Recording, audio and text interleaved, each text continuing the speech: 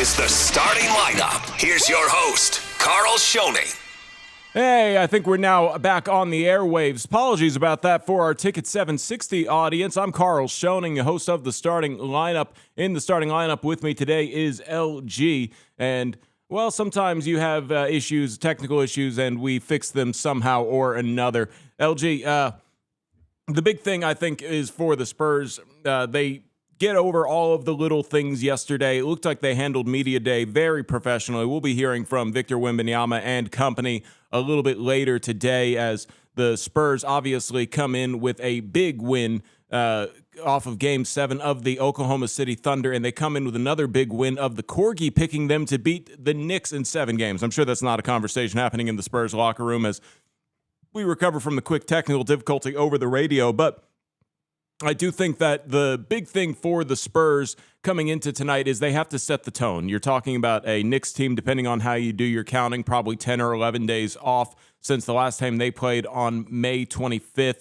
And the Spurs have to find the, I suppose, right way to handle these Knicks. This is a very even matchup. This is a MVP caliber player versus an MVP caliber player, probably should have won the MVP, and Victor Wembanyama versus Jalen Brunson. You have a ton of wings that are going to be available to just go out and push the tempo, knock down 3 balls, and really make this a fast up and paced game. And then on top of all of that, you're going to have a lot of, I guess, defense and energy plays. I think that there's going to be plenty of wings that are getting out and defending. You're going to see multiple matchups all over the place. Who's going to guard Karl Anthony Towns? Who's going to guard OG Anunoby? Where does Josh Hart go on the defensive side? Is he going to draw the assignment on Victor Wembanyama? There was an interesting question that Malika Andrews asked the Victor Wembanyama yesterday in her media day one-on-one with Wemby, where I guess the Cavaliers' plan was to float off of Josh Hart and let him become a three-point shooter, and that plan didn't work. And the good thing, the very mature thing that I'm sure everybody should know about in the Spurs organization is, and seems like they did get the memo, was you don't tip your hat at all in all of this media availability. There's going to be plenty of people who are going to reach out and say, hey, what do you think about this strategy or that strategy or what you did here or there? And the response is keep your mouth shut. You don't tip your hat in any which way. So when asked about, which was an odd question for Malika Andrews to ask Victor Wembanyama specifically about Josh Hart. Hey, notice the Cavaliers kind of just let him shoot like they did with Asur Thompson in the Detroit series.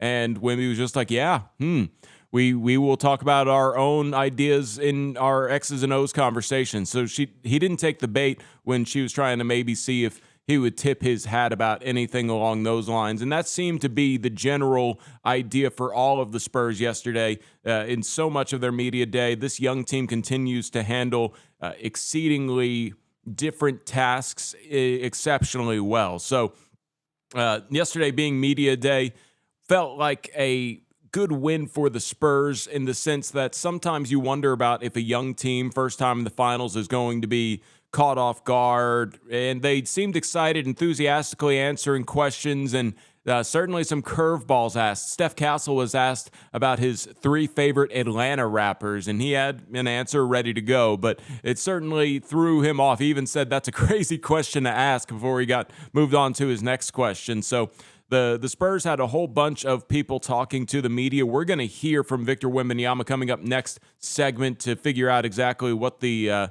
Spurs are going to do for their next,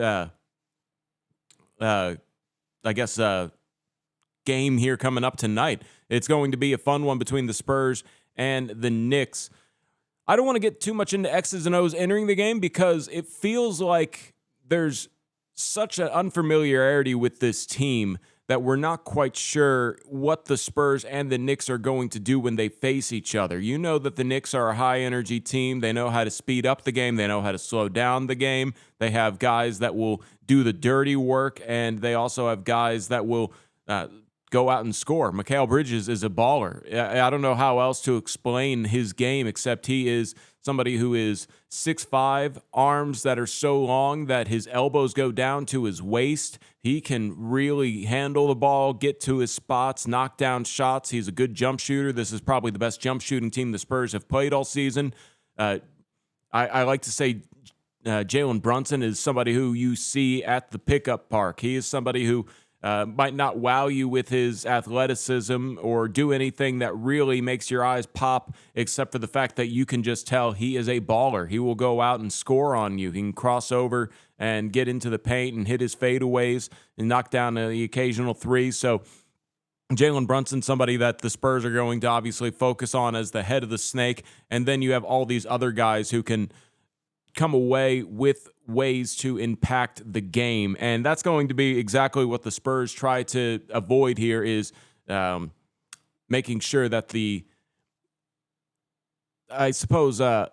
Knicks don't get to play their game. You have a stretch five in Karl Anthony Towns, the first time all playoffs that the Spurs have really dealt with a stretch five. And then you also have guys that are going to go out and, I guess, make the adjustments needed to try and change the game plan up on the Spurs, such as a Jose Alvarado, who is known as Grand Theft Alvarado because he has this sneaky little play where the inbounder doesn't notice him out of the corner of their eye, and then he sprints in and gets the ball right away from where the ball was inbounded to the player who caught the ball. So Jose Alvarado, expect him to get a couple sneaky steals over the course of the series, unless, of course, the Spurs are so familiar that whenever they see Jose Alvarado on the court, it is literally the two-man job of whoever's inbounding and whoever's receiving the inbound to say, hey, we see you, Jose. Go ahead and get back on defense and don't think about stealing the ball. That's going to likely be a scenario in which you see the Spurs keep an eye on creating and generating all those extra possessions and keeping the Knicks from doing so. If the Spurs had one sort of weakness to this point, it's that they will allow offensive rebounds. And the allowing of offensive rebounds is somewhat what comes with the territory when you have a shot blocking big man and then the rest of the league picks up on that, so they will rotate over and they will attempt to get the offensive rebound after the shot block attempt, and that'll put Wemby out of position, quote unquote. But the Spurs obviously have a game plan to maybe keep Wemby from not being quite the shot blocker he was. He started the playoffs with 12 block shots, and he's sort of decided that he's going to use his energy a little bit more efficiently, not necessarily going after every shot, but cutting off angles that'll also keep the teams off of the offensive glass. So that'll be another key for the Spurs tonight. We'll have a few more keys throughout the show today. And Kef Chardello, for those of you that don't know Kef, he is somebody who wrote for the Austin American-Statesman. He's written for the San Antonio Express News. He's a freelancer who covers Texas State, but he is a diehard Spurs fan. He has been at several games this year. He always has his opinions on the Spurs. He's also a diehard Raiders fan, which is interesting. I know the backstory on that. He was a military kid who bounced around, and I forget exactly how, but he did become a big fan of the Oakland Raiders and followed them to Las Vegas because he didn't necessarily have any ties to Oakland that made that a hurtful exchange. But I always enjoy hearing his thoughts as he sees the game a little bit differently from the outset of the mindset of a writer who also played a little bit of football, but he certainly sees the game interestingly. I want to talk to him about that. There's so much other interesting things happening in San Marcos as they get ready to go to the Pac-12. There are also some other interesting things that dropped yesterday, such as perhaps a reason why A.J. Brown wanted out of Philadelphia. Gossip, hearsay, rumors, but it's starting to pick up steam among Eagles fans that could possibly be true. So something worth looking into in terms of why A.J. Brown wanted out, but he seemed excited to get things rolling up in New England as he spoke to the media for the first time yesterday. And FIFA came out with rules to make the games more interesting, but also keep sportsmanship involved in the FIFA World Cup coming up. We will talk about those rule changes a little bit later this hour as well. Plenty going on in the world of sports as we have the biggest thing happening here in the city of San Antonio. We'll step aside, but when we come back, we will hear from Victor Wembanyama and his thoughts on the San Antonio Spurs and the New York Knicks starting off tomorrow here on Ticket 760.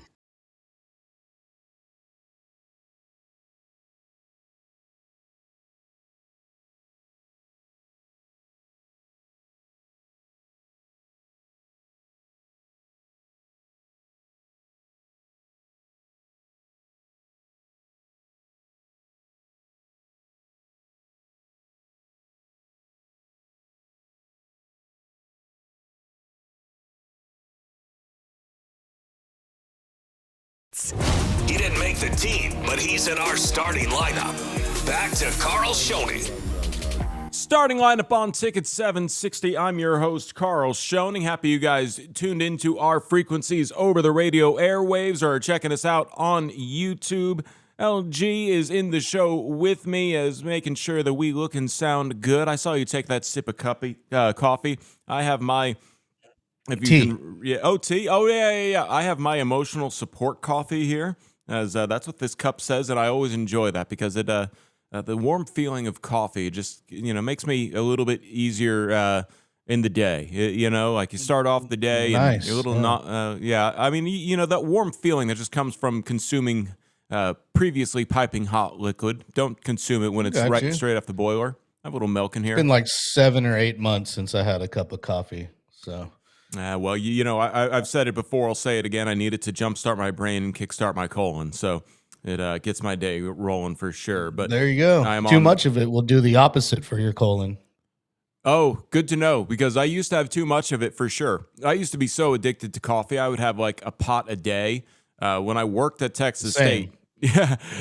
It's probably not good. I still have way too much caffeine, but the idea of that is not necessarily all. I guess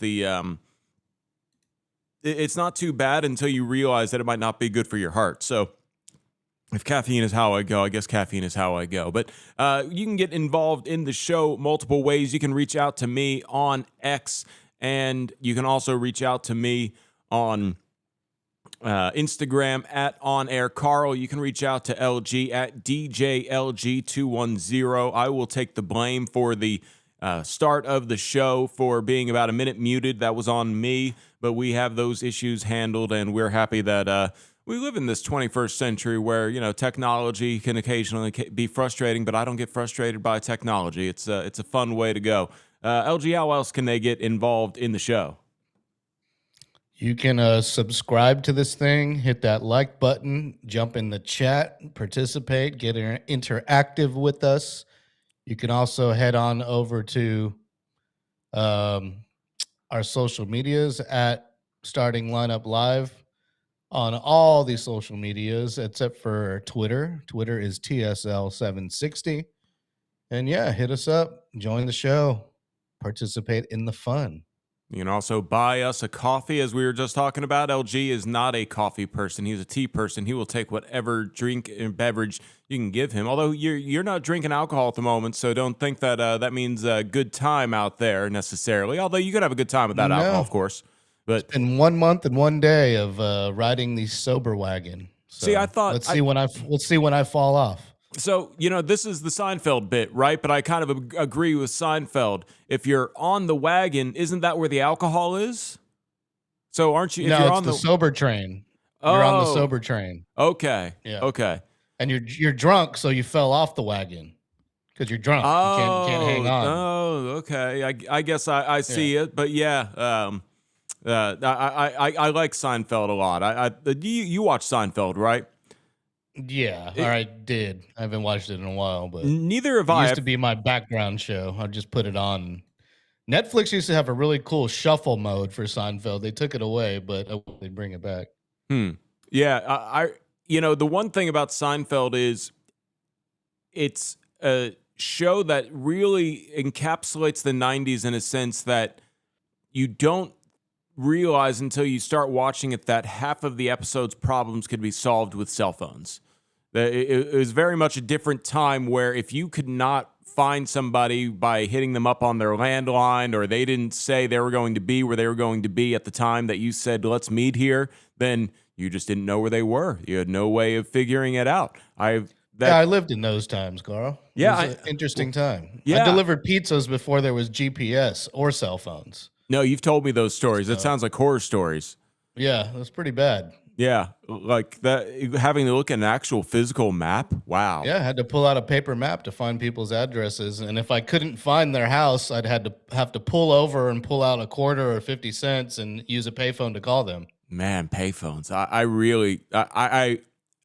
The edge of my life that had payphones, I did not have anybody to call on those payphones except maybe my parents occasionally at the mall or something like that. You also had to remember people's phone numbers. Yes, I do briefly remember that. In fact, somebody was trying to shame, I guess, people on social media with a reel that's like, didn't you used to be able to remember phone numbers? And really, I've never probably registered beyond putting it in my phone, somebody's phone number, and confirming, this is it, let me text you. Okay, then that's just 9 digits that don't matter to me anymore because it's now a name and a contact that pops up. I don't have to ever actually dial those numbers again.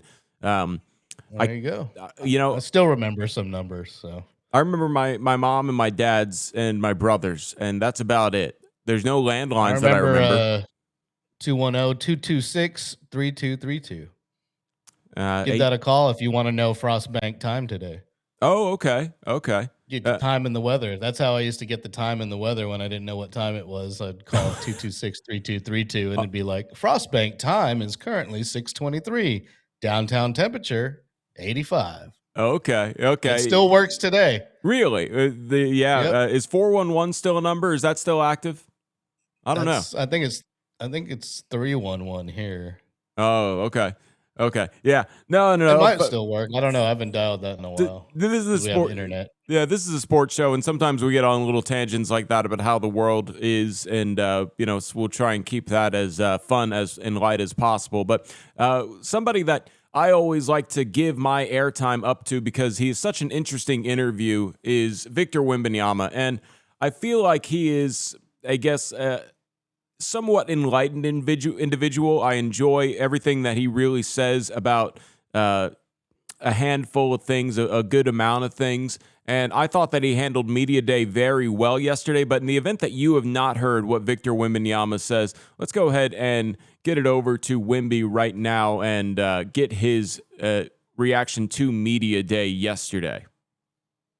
The other night you mentioned the Larry O'Brien Trophy, and I wanted to know how old you were when you first became aware of it, why it became so important to you maybe at an early age, and then lastly, in a broadly question, is what made you fall in love with basketball?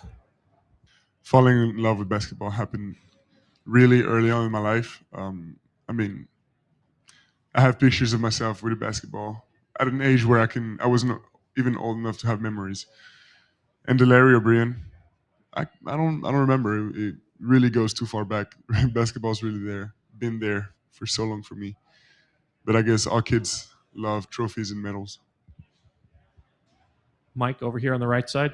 Victor, you saw the 5 banners the first time you walked in here. I know you have a connection to Pop, to Tim, to all the guys from the past, but how do you kind of thread the needle between connecting to that and wanting to start something new with you and your young teammates? It's an interesting question. We're really being put in the best settings to do that. So it's not really an effort I have to make because they're all these guys that you mentioned. I mean, it's like they're carrying us, and they're guiding us in the right direction. Victor, how's it going? Christian Winfield, New York Daily News. You guys played the Knicks 3 times this year, including in the NBA Cup final. I'm just wondering what you think about the matchup going into this NBA final series against them. It's a great team, It's a great team of experienced guys who are not here by chance, but by relentless effort over the years, and very different career paths for all of them. So they're right where they're supposed to be, in my opinion. And all of them are going to be super hungry in their own way. On your left, Jared. Jared Weiss, The Athletic, on your left. Victor, this is going to be a gigantic audience that you're playing in front of. How do you feel about the fact that a lot of the world, the basketball world, even the general world, is going to be watching the series? And how does that spotlight motivate you? And how do you feel comfortable in that spotlight? Doesn't motivate me. At the end of the day, only 20,000 people fit in the arena, so it doesn't really make a difference. On your left, Tim. Tim Reynolds with the Associated Press. Victor, going back to the other night, I'm curious, one, did you get the chance to have your conversation with Pop? And two, you guys, there was so much emotion after the game. What was the process like for you of coming down off all that, recentering and getting locked in on this? So for the first question, yes, of course I saw Pop right away when we landed. And the emotion was really something I haven't felt in a while. I don't even know since when. And coming back down from this is a challenge, and it's not done yet. We still need to really come back down to earth and realize that we haven't done the hardest yet. The job isn't done at all. So we still got about, I don't know, what time is it? Like 30 plus hours to recenter. On your left. Hey, Victor, we know you spent years doing very specific training, like paying close attention to your nutrition since you were a kid, working on your stability and mobility. And then this summer, you also spent time working on the mental side of the game. Can you tell us how important is these little things to reach the NBA Finals? I would say linking those things to directly the NBA Finals would be a shortcut, but it's details are the difference makers. That's what I would say, and it is more important on an individual's career because it's from eating the right stuff at the right time to reaching the NBA Finals. There's many steps in between. Over here, Tim in the back right. Tim McMahon, ESPN. You've had unique involvement and a unique vision for the Jackals. What do you think of the way that group has brought your vision to life? With tremendous effort and results, they dominated the away court on the Game 7. And I've known for years that the Spurs community had this strength in them. And now to finally see it being channeled into something organized and efficient and effective, it's a great joy.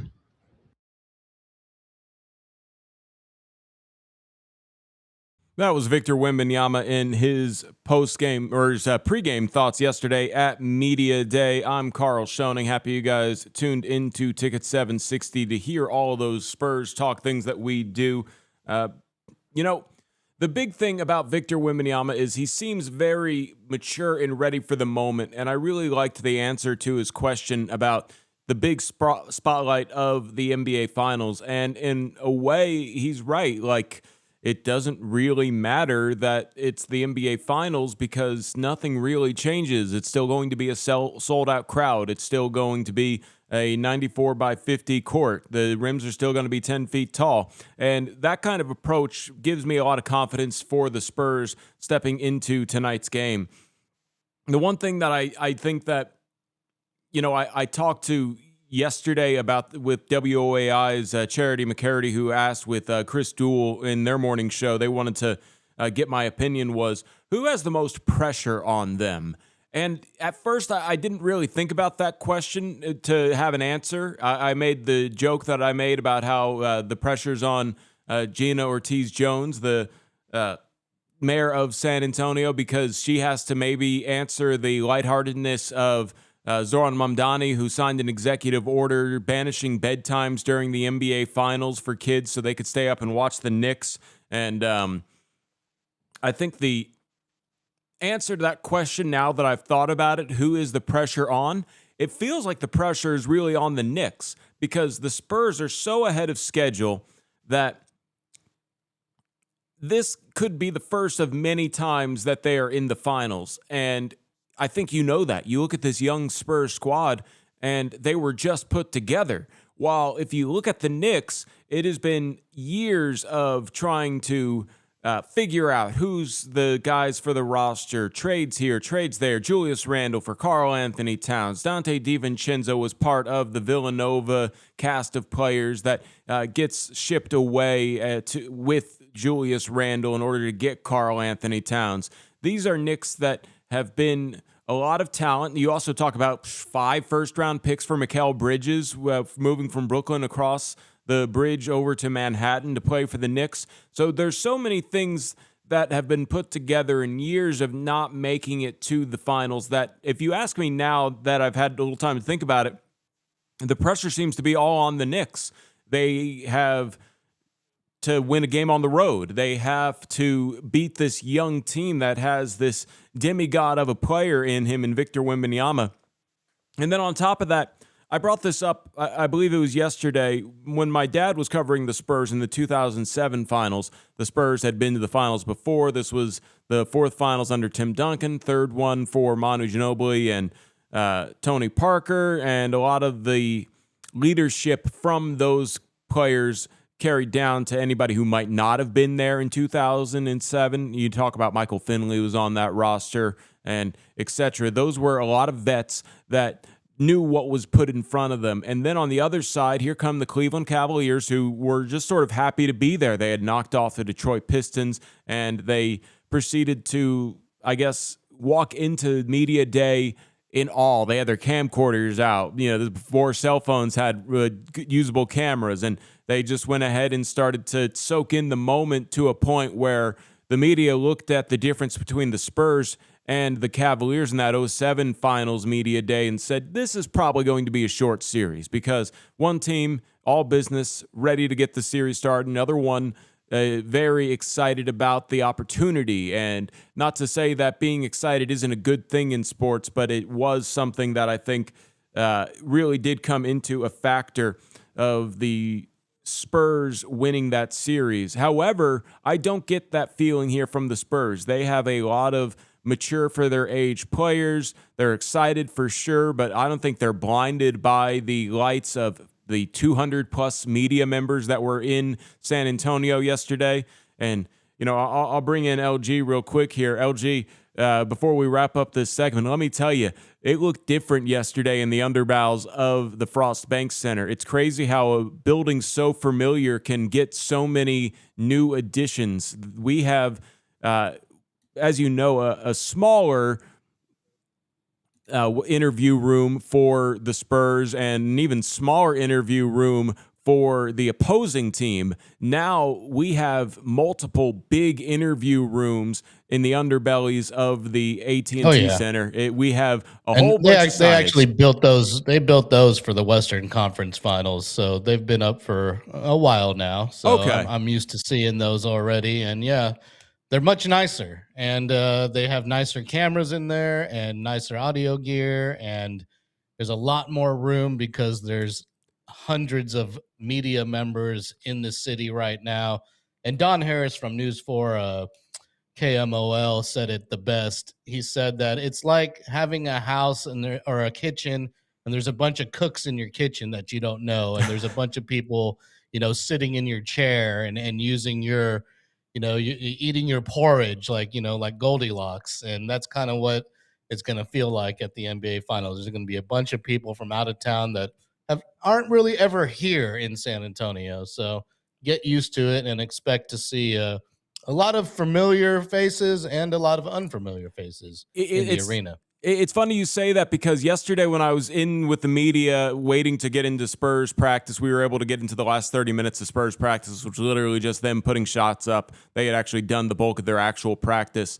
I just saw so many people that as a media member I know, and I forgot, when I locked eyes with them, they don't know who I am. So I saw Ramona Shelburne and Zach Lowe, and I'm not starstruck or anything, but it's just these people that you see so often that it sort of doesn't always register that Oh, that's right. You don't know these people personally, or at least they don't know you. And maybe they do know who I am, and I just didn't actually bother to introduce myself. I told Zach Lowe I liked his cameo on Your Friends and Neighbors, and he appreciated that. And, he just kept on walking, and that was about it. So one of the guys that I met, and this is just standard for the NBA Finals, was from Belgium, and he spoke French. And he was based out of LA. He had an FX6 with that servo zoom kit lens, and he was just there to send out stuff to NBA Global. So that's your standard thing. A totally random backstory, yet they're there and they're covering the NBA Finals, and there's a lot of them. And last night there was a mixer. I didn't end up going to it, but I will try and meet up with some of these media members in San Antonio. It's great that we have very welcoming city. There was a pep rally last night, and they brought out the Corgi. And, I think that Corgi might be a little biased, but Air Corgi picked Spurs in 7. So I think all the pleading that we sent to her way, she picked the Spurs in 7. I don't necessarily know if it'll go 7, but, man, San Antonio would be rocking if they hosted a Game 7 of the NBA Finals a la 2005, which was one of the best games I've ever been to in terms of atmosphere. I was in 7th grade at the time, and nobody sat the entire game. If the ball was in play, everybody was out of their seats and cheering, and that was quite the atmosphere. We're way past on this break. We're going to step aside here on the starting lineup, but obviously a lot more Spurs talk. When we come back, I'll have a couple things ready to go. A little bit of Eagles rumors as to why A.J. Brown is not here anymore, and also, or at least in here, why he's not in Philadelphia anymore, and also the FIFA World Cup rule changes, very good ones that I think should almost be implemented across all of soccer. We'll talk all about that and more here on the starting lineup on Ticket 760. Start your day with the starting lineup. Yeah, the sun is coming up. We happy you chose to start your day with the starting lineup here on Ticket 760. I'm your host, Karl Schoening, in and out on this segment. But one of the things that I wanted to touch on here, and I do want to bring LG in, who is an Eagles fan along with me, is the ongoing drama that seems to be over with A.J. Brown and the Philadelphia Eagles. Now that he has officially been traded to the Patriots, it seems that the most legitimate story through various sources that among Eagles fans has come out, and we have figured out why A.J. Brown was upset.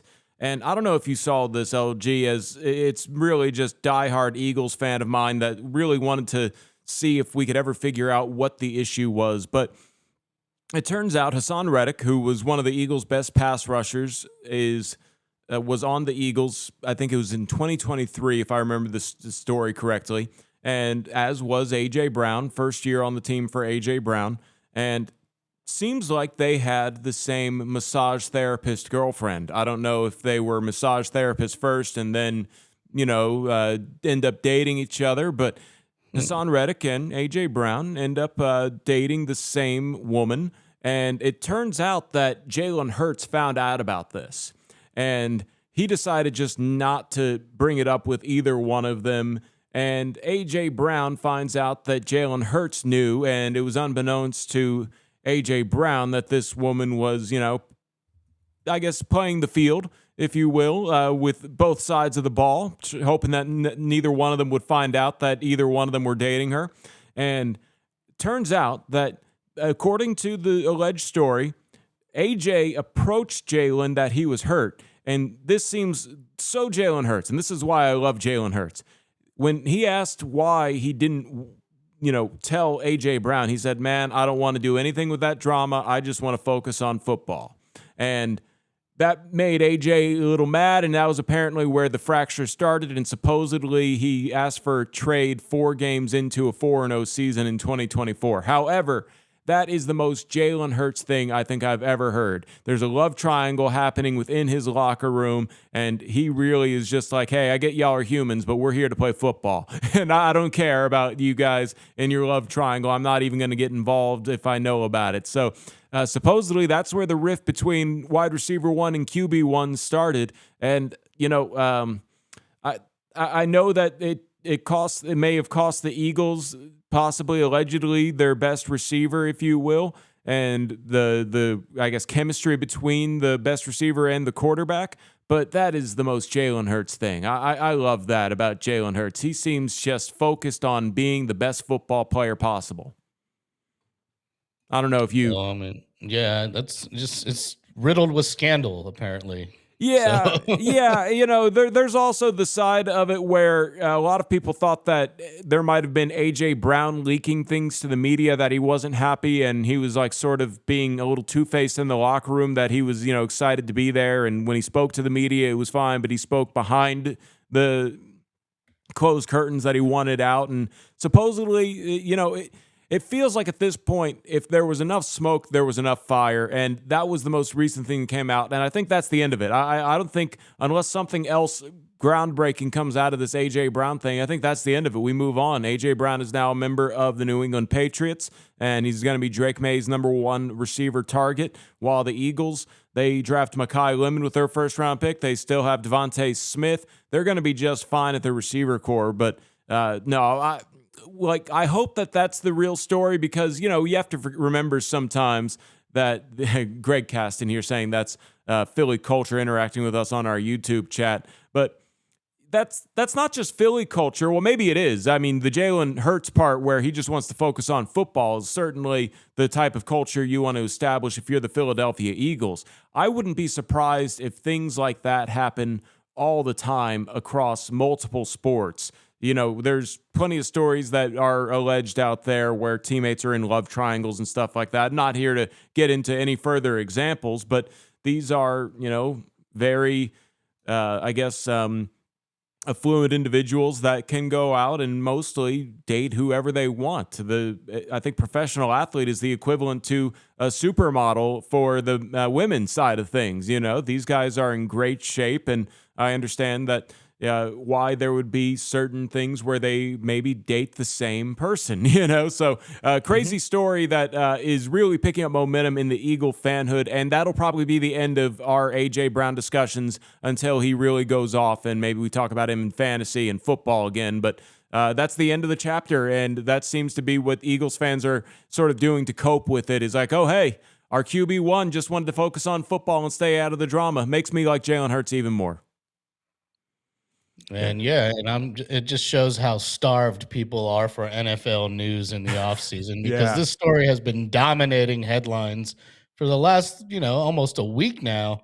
And there was rumors of this even before that. So the NFL season couldn't get here quick enough. Yeah, well, I guess we still have probably 100 days, maybe a little less than 100 days until NFL kickoff. It's getting there, but yeah, it is certainly something that I think was interesting. We're going to wrap up hour one by talking about the FIFA World Cup implementing new rule changes. I like a lot of them. However, I am not sure that some of them are necessarily good. It could be one of those things where the FIFA rules can be bent a little bit and broken into the favor of somebody else. We'll have to see. You can interact with us on YouTube. Hop in the chat. We will read them as I see them come up. Greg Cast, he says, good morning, fellas. Waited all year for game one of the finals. I suppose I have too. I never wanted to put the cart too far ahead of the horse, but once I saw this Spurs team start 5-0, set a franchise record for consecutive wins to start a season, then I knew that this was a special team, and they have certainly been special. We'll step aside here on the starting lineup and talk a little bit of soccer when we come back before getting into the Spurs at the top of the hour with Kef Chardella, who will join us from Win Now or Get Bent, but he's a big Spurs fan, and he knows a lot about what's going up in San Marcos. Plenty of Texas State talk coming up in hour number 2, and of course, plenty of Spurs talk here on Ticket 760. Your home for Spurs talk. This is the starting lineup with Karl Schoening. Yes, sir. You're home for Spurs talk indeed. We'll get into a little bit more Spurs talk into hour number 2. We'll be joined by Kef Chardella. It'll be a fun one here on Ticket 760, talking with Kef about the upcoming Spurs game 1 of the NBA Finals, the upcoming season for Texas State joining the Pac-12. There will be plenty to get into with Kef. I do not think Kef is a soccer person, though, LG. You and I don't know about you 100%, but I know you at least enjoy the beautiful game. We're excited about the World Cup coming up. Yeah, I think you can be counted in on that, right? Yeah, I actually just got my media credentials for all the Houston FIFA World Cup games. So, What? Yeah, so I'm a backup camera operator. There's a chance I might not get to go to any games, but if in the event that any camera operator drops out, I will be in attendance at some of the Houston games. Can you abuse that by like just showing up? Probably not. No, okay. You got to be on a I'm list pretty with sure the the credential. security is going to be tight. Yeah, I had to submit a passport, my social security number, and they had to run a background check on me. So the security is super tight for the World Cup events. None of that is surprising, but I will say this: soccer has a few complaints in their rules, and I feel like FIFA for this World Cup, they announced this. This came from Katie Goodman's Instagram story. Katie Goodman does the SAFC broadcast with me, and I appreciate a lot of these. So there's new rules that FIFA has officially confirmed for the World Cup. The first one on this slide from Instagram is throw-in countdown for 5 seconds. And this isn't necessarily 5 seconds to inbound like in basketball, but if a player deliberately delays restarting play, the throw-in may be awarded to the opposing team. So this is somewhat at the discretion of the referee. However, I like that because sometimes these throw-ins, they take a little longer, and I think that's a little off-putting to fans that are just trying to get into soccer. So I like that. I feel like maybe there needs to be some kind of warning, but yeah, that's interesting. Here's the next one, goal kick countdown, 5 seconds. And we see this from goalies a lot where it looks like they're just waiting too long to kick the ball. So I appreciate it if the official can give us clear signal that he's starting the 5-second count, and if the kicker isn't into his motion within 5-6 on the goal kick, whether it's the keeper or another kicker, a defensive player sometimes will do a goal kick. It will possibly be a corner result awarded. Another thing is time-limited substitutions. You have 10 seconds to exit the field. Otherwise, you'll be blocked from entering the field on the substitute, and the new player has to wait at least a minute, and there will be a team that'll play with 10 men for that minute that they have to wait for the untimely substitution change. I like that. Off-field treatment, you have to be off the field and remain off the field for 60 seconds. Exceptions made for goalkeepers, injuries, or instances where the opponent is booked or sent off. And this one's probably my biggest and favorite one that needs to be implemented across all levels, LG. If you're going to insult someone, say it to where we can check the tape. So players covering their mouths in a confrontational situation with an opponent may be issued a red card. So this way, there are no, insults that are going to cause tempers to flare. And if you are going to say something, we are going to be able to check the tape and read your lips. And I like that a lot because that's obviously something that it's become an issue enough that they have made it a rule, and Katie said that that's one that should be implemented across all levels of soccer. She played soccer at Mississippi State. I get the feeling she must have been told once or twice something she didn't like. So there's a couple other things like corners can be checked. Second yellow cards can be reviewed as well. So I like all those rule changes, and they should be fun. But, just real quick, LG, anything stand out there to you? Not really. I mean, I don't really agree with the rule. I mean, let them talk smack to each other. Who cares? Yeah, well, part of the game. No, I suppose it's part of the game. I remember Luka Doncic got real mad at Goga Bitadze, and they said that he said in Slovenian something that was towards his family. And, I think sometimes there's lines that can be crossed, and sometimes that's the name of the game is to try and get them riled up. And I appreciate that if they're going to allow lines to be crossed, they're going to basically say, do it where we can see what you say. And obviously, if you decide that you're not going to, we're going to hit you with a red card. All right, that'll do it for hour number one. We're going to step aside. When we come back, we will have Kef Chardello join us here on the starting lineup on Ticket 760.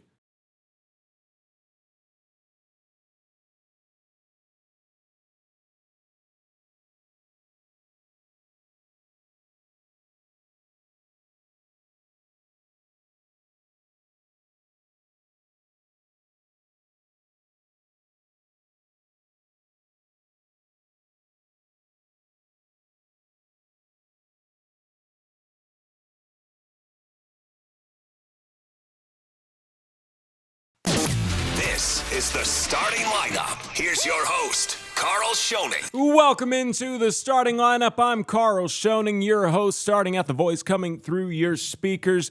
We appreciate y'all tuning in here on Game 1 of the NBA Finals morning, and in the starting lineup with me, starting at the best hair in the media game, Kef Chardello joins us. Hey, Kef, you are the first guest here to join us. Go ahead and tell the people a little bit about yourself. Wow, guest number one. That's quite an honor for me. I'm very happy to be here at the starting lineup with Karl Schoening. My name's Kef Chardello. I cover the Texas State Bobcats for a podcast called Win Now or Get Bent. I'm also an avid Spurs fan, been one for a very long time.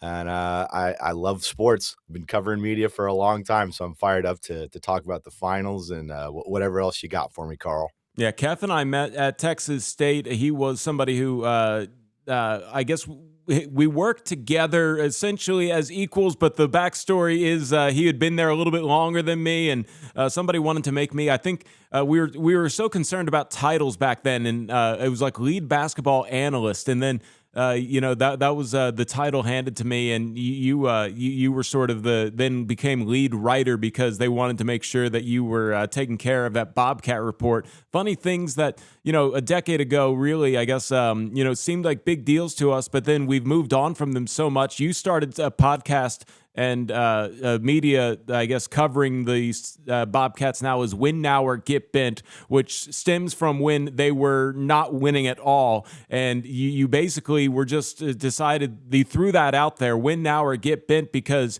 the fan base for Texas State football had been so upset that they decided that they were just tired of it. And you were the one who had to actually go out there and cover those teams. There was Everett Withers era and Jake Spavital era where it felt like they lost by 40 multiple times in a season and they never made bowl games. But hey, the Bobcats have been winning 3 straight years under G.J. Kinney, who got his start here in San Antonio as a head coach at UIW, makes the jump over to Texas State. He'll be in his 4th year, 3 straight years of making a bowl game, all with a different quarterback. And, I didn't mean for the top of the hour to start into Texas State talk, but we will get a little. I was shocked when I was listening to you.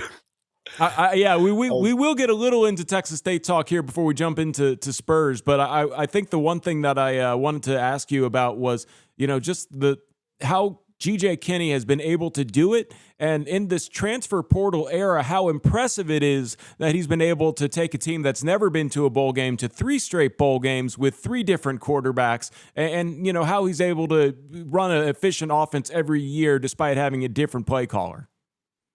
Yeah, you mapped it out a little bit, talking about the dark times when things were down bad for Texas State, and that was kind of the genesis of the name of my podcast, Win Now or Get Bent. It was 2021. Things had not been going well. Those dark times that Karl was talking about, the straight seasons where Texas State football didn't win more than 4 games. There's plenty of 2-10 seasons in there and 3-9, and it was just abysmal in San Marcos when it came to college football for a long time. And some of the biggest change I would say was at AD. I think this is something you can attest to personally, Karl. Larry Tice being removed, and in came Don Coryell. A year after that, Dr. Kelly Damphus became president at Texas State, and that was in 2022. And I feel like that was the real tipping point for athletics, because as soon as Kelly Damphus, the school president, the guy who was in charge of not just athletics but also the academic side, he came in and said, we have to make athletics better, because that's what everybody's going to see, whether we like it or not. We all want everybody to know Texas State as an academic institution, but they look at the quality of this university by how the sports team do. And that's not necessarily fair, but that's just the way it is. That's how it is. It is the front-facing product of your university is sports. So he came in on a mission to clean that up, to fix that. And the big daddy is football, especially here in Texas. You got to fix that one. That's something that they took very seriously.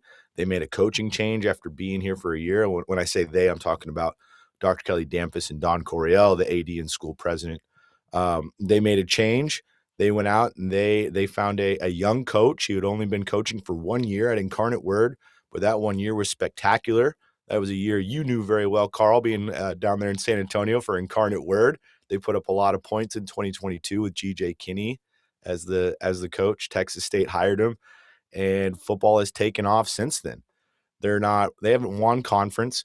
They haven't gotten to double-digit wins or anything yet, but they have gotten over. Have a winning record the last 3 consecutive seasons. They've won bowl games the last 3 consecutive seasons. Football is finally on the upward trend. The other sports had always been competitive, always done well in other departments, whether it's volleyball, softball, baseball. Basketball's a little up and down, but they're starting to turn that around now that they're moving to the Pac-12. And so it's finally starting to catch up. Football is, and you can see the dividends. It's paying off when people talk about Texas State, when they think about Texas State, they just have a little bit more reverence. It's not as it's not as dismissive. Like, forget those guys. They're at the bottom of whatever conference they're in. We're not concerned with Texas State. Now people know more about the Bobcats, and now they're like, and that whether older people look at it and they don't think too much about it, but younger people, where they're more impressionable, they don't have an idea of what Texas State is. They see Texas State on the come up, and they think, oh man, I want to go to that university. This is a place I want to be a part of, watching it grow so much. So you can understand why they took sports so seriously and decided to turn it around, because it changes the perception of your university if you can fix it. And they've done that so far. Still working on it, but they're doing a good job with it so far. Yeah, there's plenty of great things happening up the road in San Marcos. You and I will talk about it as they will officially become Pac-12 members in July. But you have been a Spurs fan as long as I've known you. I don't remember exactly how you became a Spurs fan. That'll be a topic for another conversation. But you and we can have it today. I'm ready. I'm ready. Wait, no, we go back to the beginning. I even mentioned that you're a Raiders fan, and we could talk about all those things. I apologize in advance about the Raiders fan bit, but when it comes to Spurs, you and I were texting last night when I was preparing this, and you brought up a really good point, and maybe it's a point that escapes me and sometimes escapes Spurs fans, but it's wild that this young team went from being in the lottery last year, and last year maybe would have been that first year that the Spurs make a bit of a playoff impression. But unfortunately, season-ending injuries kept them from getting into the play-in and all those things, and they eventually end up with Dylan Harper, the X Factor. And now this is a young group all put together, and it's surprising to Spurs fans, and I think it's a welcome surprise for sure that they've gotten this far. And it's wild that win or lose their season, they've gotten to the point where they only have 4 to 7 games left, and they obviously would like to just go ahead. We've come this far. Let's win the whole thing. It's remarkable. It's unprecedented, really, for a team this young to be this good already. We were watching at the beginning of the year. It was so exciting. You're thinking about these young guys like, man, in 2, 3, 4 years, maybe they're really contending for championships. They need to grow. Need to some of these guys, they really got to get punched in the face a little bit before they start winning a whole lot. But it turns out they're punching everybody else in the face. They're taking everybody else out. They're not worried about any of that, any of the precedent, anything that they've seen in the past, where these teams, you need more veteran leadership. You need more experience in order to get there. It's been remarkable, and it's pretty funny too, because we talk about how young these guys are, and I think a lot of people forget, including myself, how many veterans there are on this team. When you look at guys like Harrison Barnes, De'Aaron Fox has been in the league for a while as well. Even when you go deep on the bench, like Mason Plumlee, Biyombo has been around forever. Kelly Olynyk's been around forever. There is this veteran leadership that permeates throughout the team. Cornette, of course, I can't pass over Cornette. He's definitely very experienced, was just won the finals with the Boston Celtics. That just because it's not the star players, you can still feel what they bring to this team and the maturity in these guys that, especially you see Bismack Biyombo. He doesn't play a whole lot, but you see him always messing with the young guys, grabbing the back of their jersey during after game celebrations and moving them around. You can watch the body language of this entire team, and it makes being around those older guys, even though they're in the background, they're not playing as much. Their relationships matter in the locker room and everything, and you can see that come through in these young guys' play. And, and it's not all just the veteran leadership helping out Dylan Harper and Stephon Castle. these guys came in with this dog mentality, especially Dylan Harper. I mean, he's raised by his father, Ron Harper, a 5-time NBA champion. His older brother, Ron Harper Jr., is also in the NBA. So, they had some real battles in the backyard playing some basketball. And so they have that just this dog mentality. And you see it in Wemby. We saw the elbow against Naz Reid in the second round. We know that Wemby can get a little salty himself, that honestly surprised me.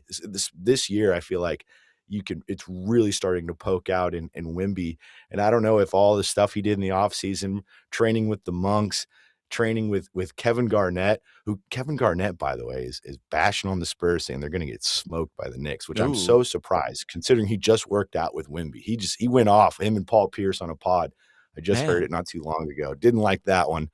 But he did all these things in the offseason, and I don't know if it just gave him a little bit more of an edge that he plays with, but because the leader of your team, a guy who's 7'5", the one that everybody's looking at, everybody's talking about, the fact that he plays with that edge, it gives everybody else an edge as well.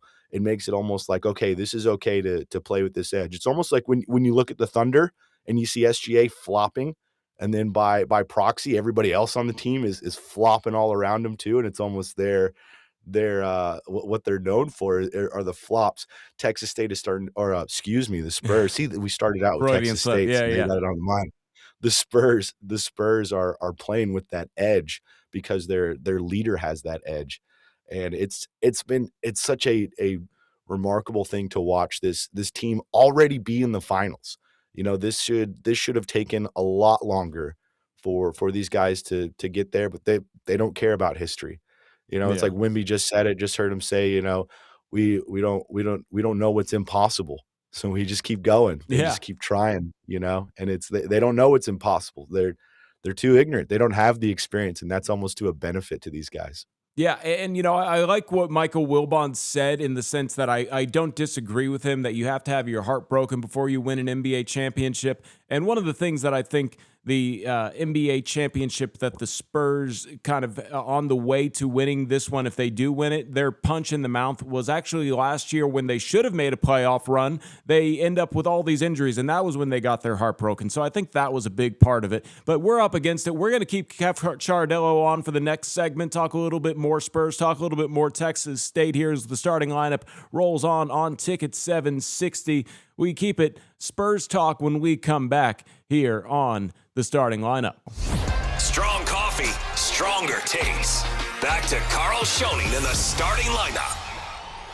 Welcome into the starting lineup on Ticket 760. I'm your host, Karl Schoening. Happy you guys joined us over the airwaves, maybe on our YouTube channel. And we also have our first guest of the show, Kev Chardello, somebody who, it's funny, you look up and you know people for over a decade now. And I'm not trying to age us, Kev, but I think it's pushing 15 years, actually. So funny to hear all of our conversations, and a good chunk of them tend to not even be about sports. We'll talk for 3 hours and we'll realize we didn't even get to any sports topics, but that's just sort of how we go. We will keep it sports here on this show, and we really want to touch on the Spurs and what they can maybe do to slow down the Knicks. This is perhaps the hottest team in recent NBA history. 11 straight wins. They're probably the best shooting. There's not really a probably about it. They are the best shooting team that the Spurs have faced to this point. And it's a game where I think when you look past the Wemby and Jalen Brunson, if you want to call that a wash at two opposite positions, that's fine. You look past that matchup, and it's very hard to find an edge either way between the rest of the lineups. I think, you could possibly say that the Spurs have a slight edge, but if you have a little bit of East Coast bias, you could say the Knicks have a slight edge in the rest of the supporting cast after the star players. Yeah, I think you just said it just very clearly that this is an evenly matched team. This is an evenly matched finals between these two, between the Knicks and the Spurs. We've seen it in the NBA Cup final when they matched up. That the Knicks, they can give the Spurs problems, no doubt about it. I mean, from between Jalen Brunson, Karl Anthony Towns, you got Josh Hart, OG Anunoby. They've got some guys who can really get it done. The Spurs are deep themselves, no doubt about it. But the Knicks, they're a pretty deep squad. They're 7-8 deep of guys that could easily start and get out there and put up some production against the Spurs. That's going to be I think finding what Mitch Johnson, the head coach of the Spurs, what he really has to do is get that lineup down and figure out, like, okay, how do I match up best with some of these guys when they throw out these wrinkles like we saw in the NBA Cup final. What's the counter roster? What's the counter roster that I'm going to put out there to face these guys? What's the combination? Obviously, you got to have Wemby out there, and you have all these young players. You have a lot of guards. Sometimes you can't play all the guards. You can't play Fox and Castle and Harper together, but other times we see them playing together. Maybe this is more of a matchup where we see the three of them out there, because this is the Knicks are a little smaller than the Spurs. That's not necessarily a negative when I'm saying that, but they aren't as long as some of the Spurs players. Obviously, Wemby at the top, it really helps that in the Spurs case. But this Knicks team, it's going to be a tough matchup, and like you said, 11 straight games. They are as hot as they've ever been. This is a city, a fan base in the New York Knicks that are dying for a championship. What has it been, 53 years since they've won a championship? 27 years since they've been in the championship, in the finals when the Spurs beat them in 1999. So this is a place that is itching with anticipation. And Madison Square Garden, that is going to be one of the most raucous crowds out there. They're going to be hungry for this championship. So it's not going to be easy for the Spurs. That's why there was a lot of celebrating after beating the Oklahoma City Thunder and making the finals, and it was very exciting. But then real quickly for me as a Spurs fan, the reality set in, like, the Knicks are good. This is not a cupcake that they're going to go in and sweep. This is going to be a legitimate series. That being said, even after all the nice things I said about the New York Knicks, Spurs in 6. I think that's how I'm feeling. Spurs in 6 in this series. They still match up better, even though the Knicks match up well against the Spurs. The Spurs are on a warpath. No, for sure. I think that's exactly what we're probably expecting is Spurs in 6, but it's also going to be a very evenly matched series. We appreciate Chris Silva in the chat letting us know a couple of things that we need to work out technically. You can also buymeacoffee.com/the starting lineup to support the show. As Chris asked how to support the show, we definitely need the caffeine. So appreciate you, Chris. We will work on those technical difficulties. But yeah, this is a very evenly matched series, and I think the Spurs, obviously, when we talk about how they can take advantage of their matchup with Wemby, yes, I think that's going to be the key, to just get Wemby going early and often. And the funny thing about Wemby is you never know which way it's going to go with, is it going to be Wemby is going to be, I suppose, the three-point shooting Wemby that floats around the perimeter, or is he going to be the Wemby that plays 15 feet and in? And I personally enjoy the Wemby that plays the interior the entire time. However, it seems like if you go back to that last series with OKC, Isaiah Hartenstein really pushed him out of the perimeter or out of the paint a lot. And I don't think that's going to be something that OG Anunoby can do in the defense of Wemby. I think that's going to be one of those things where Wemby is, I guess, the X factor in the sense of what kind of Wemby are you going to get, and can he in a game change what he's doing, whether or not he will bounce on out to the perimeter if he needs to get his shot going, or if he's going to really just force feed it down into the paint. So we'll keep an eye on how the Spurs handle those things. But, that's good Spurs talk here. We're excited about the matchup. I do think it is a very evenly matched team between the Knicks and the Spurs. I don't necessarily even want to get into a pick, but who does get a lot of attention for their picks is the Corgi. You've seen that, right, Kev? Oh, yeah. Yeah. So the Corgi yesterday at around 9 o'clock on Yahoo got the sponsor to say that the Spurs will, in 7, be the he picked the Spurs in 7. After several missed attempts, all of the ones that count are the ones going in, and that's how the Spurs will go. In fact, my mom just sent me a message from when you and I were on the championship parade in 2014. I totally forgot that you came on the float with me for the 2014 parade. So yeah, I guess my mom's tuning in right now. But yeah, good vibes. Actually, I forgot about that. That's funny how many things we talk about knowing each other for. That was over 10 years ago now. So yeah, I totally forgot that you joined me and my family on the championship parade. Wow, what a funny blast from the past my mom brought up there in a quick text that I just checked. But top 10 moment for me personally, like of my entire life, maybe even top 5. Yeah, I have 2 kids, so I'm also married, so I can't get. I don't think been lowered a little, lower than 5, but it's in the top 10 for sure. Yeah, that was amazing.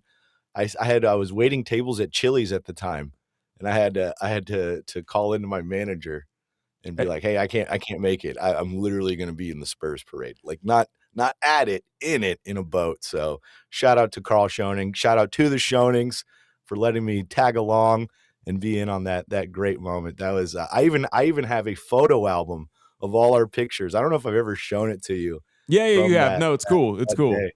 Yeah, my mom put it together. It's awesome. Yeah, I'm glad Mama Chardello put that together for us to have those memories. Greg Cast is in the chat here as well, seeing that you're the Texas State person. He says, God bless and birds up. That's a very Jeff Traylor moment. And, despite a lot of the discourse, we will get into some Texas State talk when we come back on the other side.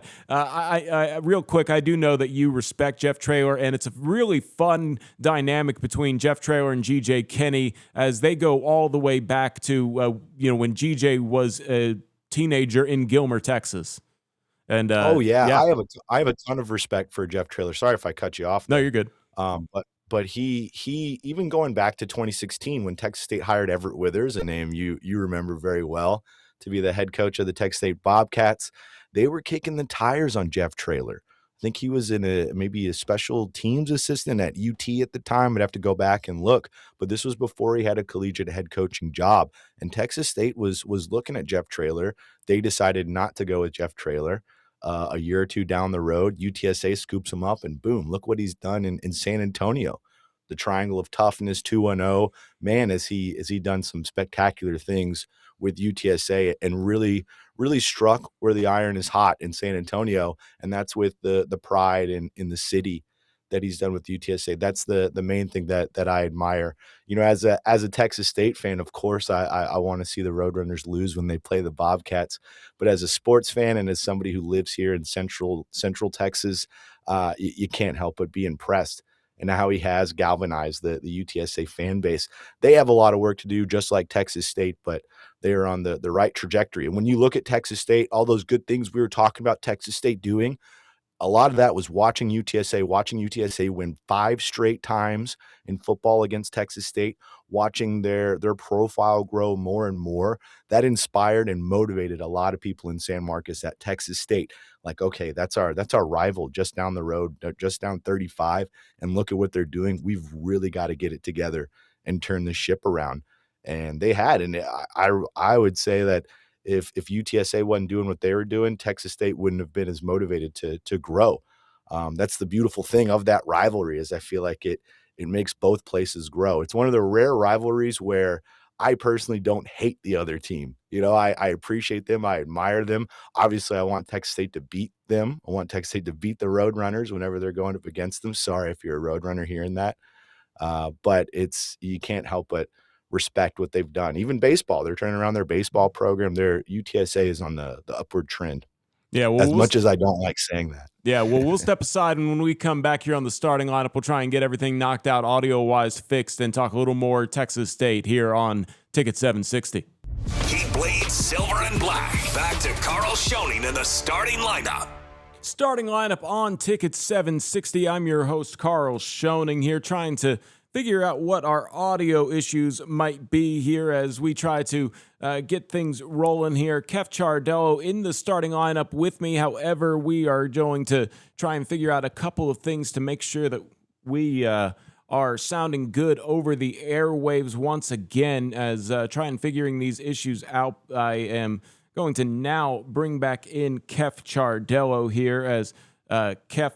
Let me also make sure that you are sending your audio out. I think we will have to figure out the joys of live radio when you hear there's an issue and you have to troubleshoot it, right? So One of the things I did want to talk to you about as we, continue the show for now is,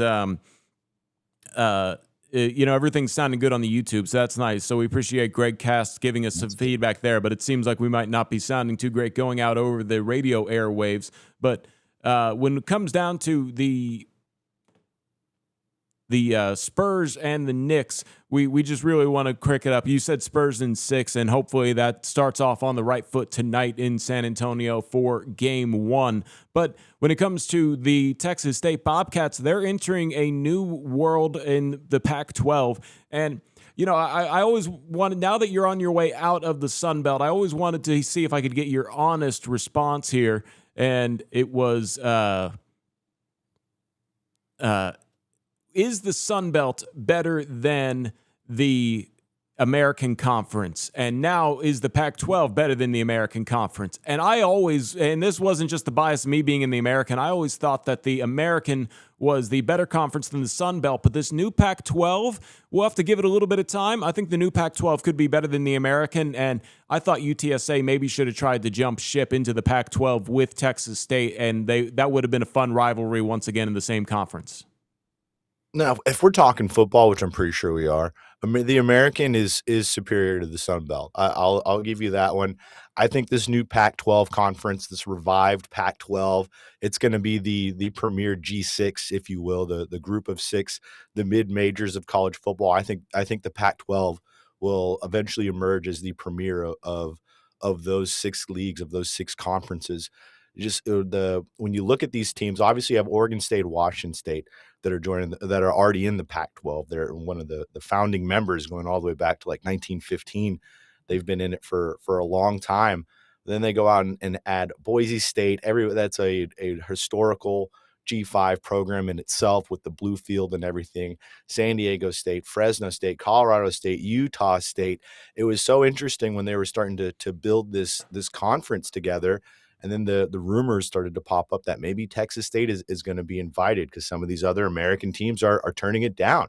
The Pac-12 was trying to go for Memphis and Tulane. I think even USF going as far as all the way to Tampa, Florida for a West Coast team, which just so crazy. Would have been crazy. Yeah. I mean, which is what the Big Ten is now. Yeah. Right. Exactly. And you're seeing a lot of the problems. We're seeing UCLA and Stanford, they're complaining about the travel costs already for them. That's a bit of a concern for Texas State that we can address on another one, another segment. But for right now, talking about just the Pac-12 and where it lies in the standings of these G6 teams, I think it's gonna take some time. Obviously, the very first year, you can't just crown the Pac-12 as like, okay, this is the team that's really trying to break through into that autonomous group and get into those Power 4 conferences. It's going to take some time, but just how motivated everybody is. I've talked to a lot of the leaders of the Pac-12, the leaders here at Texas State University, and they are very motivated, very innovative about how they're going about this. You see their media rights deal, how all of their games are going to be on linear TV. Every single football game in the Pac-12 conference is going to be on linear TV, which means if you have YouTube TV, Direct TV, you can pull up any Pac-12 game. It's going to be on a channel. Might be the CW, might be USA, might be CBS Sports Channel, but it's going to be on linear TV, and that was very important when they were hammering in this media rights deal. They're trying to carve a path so that they can be the premier G6 in the country. So I would say the American is stronger now for sure. But once the season gets going, once we really start to see these teams on the field, I think that perception might change. But yeah, and you're saying it on my way out of the Sun Belt, I would have admitted this to you last year. The American in football, especially adding UTSA and doing the expansion that the American did not too long ago, just made that conference stronger. I will say with the Pac-12, there's only 8 football teams right now. They're not trying to expand right away, but they're going to want to down the road. Why not UTSA? I mean, you have a built-in rivalry with Texas State. I think they need to upgrade some of their facilities. That's been the issue that I've heard with UTSA, that there are some facility upgrades that are needed. But that's something that Texas State was told as well not too long ago, a few years back, and they've addressed that. They've upgraded a lot of their facilities. So I think a lot of UTSA fans, they're very proud of the American Conference, as they should be. But don't discount the new Pac-12 completely. Yeah, for sure. Well, yeah, Kef, we appreciate you joining the starting lineup today. It's always good to get your insight. We'll definitely have you on a good bit more here as we roll on throughout the show and keep up with those Bobcats up I-35 North in San Marcos. One last chance to shout out. How can people follow you on the socials? Yeah, check me out on my podcast, Win Now or Get Bent, on anywhere you get a podcast, YouTube, Apple, Spotify. And you can follow me on Twitter, X, whatever you want to call it, at Kef_C. So go check me out. Appreciate you, Kef. Thanks for joining us. We'll step aside here and we will wrap up with a little bit more finals talk here on Ticket 760. The takes are hot even before the sun comes out. Back to the starting lineup. Welcome back to the starting lineup on Ticket 760. I'm your host, Karl Schoening. Happy you guys joined us here on the show, whether it be over the terrestrial airwaves, which hopefully we have gotten fixed here as we head into the Dan Patrick Show. And obviously the best thing for the Spurs is they are starting game one of the finals.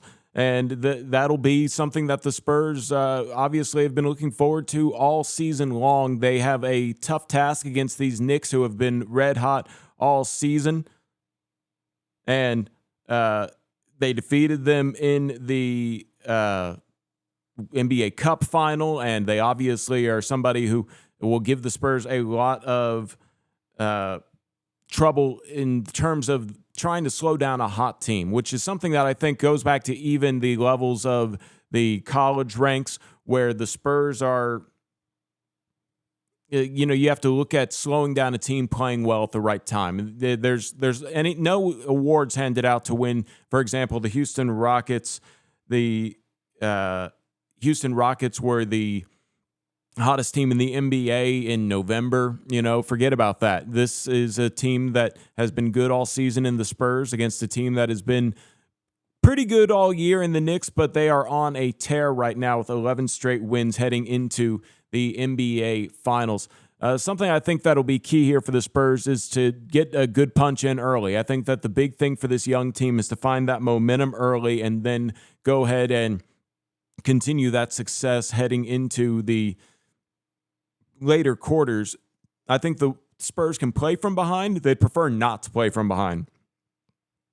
And I think one of the things that the Spurs are going to, want to keep an eye on when they talk about the shooting is, really they want to just close out on those shooters and send them into Wemby. The big thing that the Spurs do really well is they know how to funnel the offensive players towards their shot blockers, whether that be Wemby or Luke Cornett, and that makes two of those guys extremely dangerous here on the, levels of playing at the highest level, is that they can do things that they did in the regular season, even in the postseason. So the Spurs are really trying to put it all together there with the opportunities to close out and open up a series lead 1-0. That'll be a 7:30 tip-off on WOAI, and then on Ticket 760 a little bit later today, you'll have Uncle Andy giving you his stuff, and then on OAI, we start our pregame show at 6:30 with Spurs Countdown, and then at 7 o'clock, it'll be me with Dan Weiss on Spurs Radio Game Night. We have a surprise guest. I don't think I'm allowed to say who it is, but you guys should definitely tune in to the Spurs broadcast as we will have somebody fun that I'm sure you guys will enjoy. You can also see the game on ESPN Unlimited. I don't necessarily know. I'm not savvy on how all of that works, but there's going to be a Spurs cast and a Knicks cast of the radio broadcast over the television feed, so that'll be cool. If you guys want to watch the game and listen to us, it should be fun in that sense as well, and I really do think that it's going to be a fun night for the Spurs and the Knicks, and I really don't know where the edge can be grabbed here from these two teams. It is a knockdown, drag-out type of fight where the Spurs are going to have their hands full with the guys that are really hungry right now. You talk about this young Spurs team. They're definitely going to go out there and play with a lot of energy, but the Spurs are dealing with a team that they won't have the opportunity to come to the finals for the next 10 years. This is a veteran squad of Knicks players that have been trying to get to the peak of basketball for a long time. And the thing that I guess really stands out to me about this team of the Knicks is they have had their ups and downs, and will this work? Is so recently as Game 3 of the first round, people were saying fire Mike Brown, and the Knicks fans were not really having it with this team. And sometimes that just goes to show you how things can quickly sway in the world of sports, as the San Antonio Spurs certainly will be looking to close out the Knicks in tonight's game by slowing down their shooting and slowing down Jalen Brunson. So I think Jalen Brunson initially gets covered by Steph Castle. Steph will be somebody who always draws the toughest assignment on the perimeter. And then when you continue on with that, you talk about how the Spurs will have to guard some of these wing players. I think the Spurs, and this is just me being biased, of course, towards San Antonio, I think the Spurs win at almost every matchup. When you go around, Mikal Bridges probably has an edge over maybe when you talk about the other guard. Now that I say it out loud, De'Aaron Fox, I feel like De'Aaron Fox and Mikal Bridges is going to be who shows up and who's healthiest. Hopefully, De'Aaron's feeling a lot better on that ankle that he pretty much said he's going to have to heal in the summer, in the offseason. As Wimby also said it'll be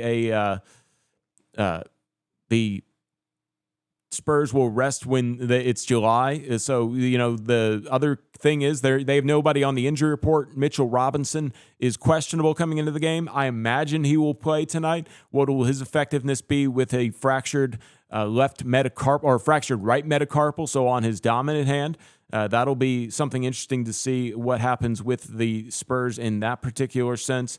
And then, I think you continue on here with the other opportunities that the Spurs have to try and make an instant impact tonight. I think they have to take advantage of home court. There's no way around it. Do not surrender home court advantage. The Corgi picked the Spurs in 7. I didn't actually mark if the Spurs won all of their home games on that particular scenario, but 7-game series, it's obviously going to be coming down to the home court advantage for the Spurs in that Game 7, and I think that will be something for the Spurs to try and come away with the victory on, as they try and win here in San Antonio. Tip-off at 7:30, and then the series will shift on Monday night. Something that I don't know if it's too big of a deal. It definitely isn't really, because it'll still be a sellout, is the Knicks playing on a Monday and a Wednesday in New York City. I haven't looked that far ahead to what day of the week Game 6 is. I would think that they would probably be giving them a weekend game in Game 6, but definitely the Spurs and the Knicks will have a Game 6 in New York City, if I had a guess, because this is a very evenly matched team where the Spurs and the Knicks will go back and forth. I would love it if the Spurs won this in 5 and knocked out the Knicks and won a championship on the home floor, but something tells me, I just get the feeling that this is going to be a long series between the Spurs and the Knicks, and we're going to have a lot of emotions. We're going to talk about all of it here on the starting lineup, hopefully without an echo, as we will get you into Dan Patrick, and I assume, and hopefully any audio issues are fixed, and we can send it over to Dan Patrick without having to worry about the audio delay. We'll send it out to national media in that sense. So as we roll on here on Ticket 760, keep it tuned in. Tomorrow morning, we will certainly have our audio issues fixed, even if I have to go back to LG's house. I've enjoyed staying here at my place, and, LG, I need to give him control once again here as we have the starting lineup on Ticket 760. We will talk all of those things. Make sure to subscribe to our YouTube page, where, as far as I know, our audio has been clear all evening long, or all morning long, and tomorrow it'll certainly be clear as well. But we'll try and get the radio issues fixed out. Now we send it off into Dan Patrick here on Ticket 760. Spurs Insider Brought to you by Methodist Healthcare. The 2026 NBA Finals kicks off tonight with Game 1 at the Frost Bank Center as the Western Conference champion Spurs host the Eastern Conference champion New York Knicks in a rematch of the 1999 Finals. Knicks took 2 of the 3 meetings during the regular season, including a win in the NBA Cup Final in December in Las Vegas. Spurs captured a 134-132 victory